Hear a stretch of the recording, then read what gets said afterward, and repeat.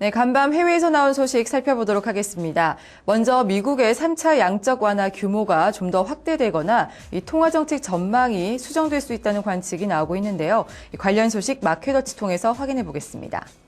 마켓워치에 따르면 이 미국 연방준비제도 이사회는 23일과 24일 이틀간 열리는 공개시장위원회에서 오는 2015년 중반까지 초저금리를 유지하겠다며 특정 연도를 적시하는 방식을 없애는 대신에 이 구체적인 경제지표 목표치를 제시하는 방안을 내놓을 수도 있다는 소식이 나왔습니다.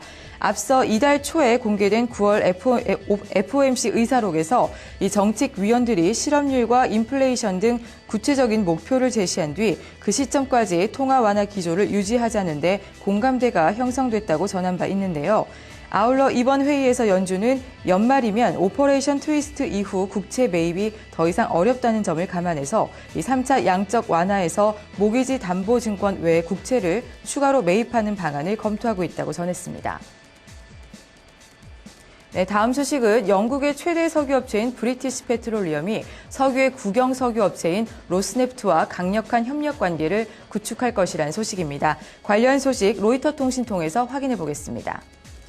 로이터 통신에 따르면 브리티시 페트롤리엄은 현금과 로스네프트 지분 등을 통해서 총 171억 달러를 받는 조건으로 러시아 합작법인인 TNK BP 지분을 50%를 로스네프트 측에 매각하기로 합의했습니다. 브리티시 페트롤리엄은 앞서 러시아 업체인 조인트벤처를 설립한 뒤에 지난 2003년부터 총 1,190억 달러의 대규모 배당을 챙기는 등 수익을 올려왔는데요. 하지만 이후 이 투자 규모 축소로 어려움을 겪어왔습니다. 이와 관련해 브리티시 페트롤리엄은 이번 거래를 통해서 이 지분을 적절한 가치에 처분하면서 러시아 국영 기업인 로스네프트 지분을 종전 1.25%에서 19%까지 늘릴 수 있어서 장기적인 투자 수익을 노릴 수 있게 됐습니다. 이와 관련해 이 푸틴 러시아 대통령은 러시아 에너지 사업뿐만 아니라 경제에도 아주 좋은 거래가 될 것으로 기대한다고 말했습니다. 최근 미국 재정 절벽에 대한 우려가 커지고 있는데요. 이 재정 절벽이 예상보다 더 큰 대혼란이 될 것이란 우려가 나오고 있습니다. 마크 파버가 CNBC 인터뷰를 통해서 의견을 내놨습니다. 월가의 대표적인 비관론자로 통하는 마크 파버는 이 CNBC와의 인터뷰에서 미국과 다른 서구 국가들의 정부 부채 부담은 계속 늘어날 것이라며 이 잿빛 전망을 내놓았는데요.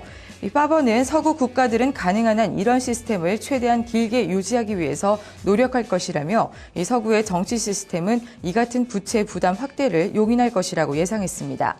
이어서 계속되는 재정 적자로 서구 사회는 거대한 적자에 허덕이게 될 것이며 어느 순간 시스템은 무너지고 말 것이라고 지적했는데요.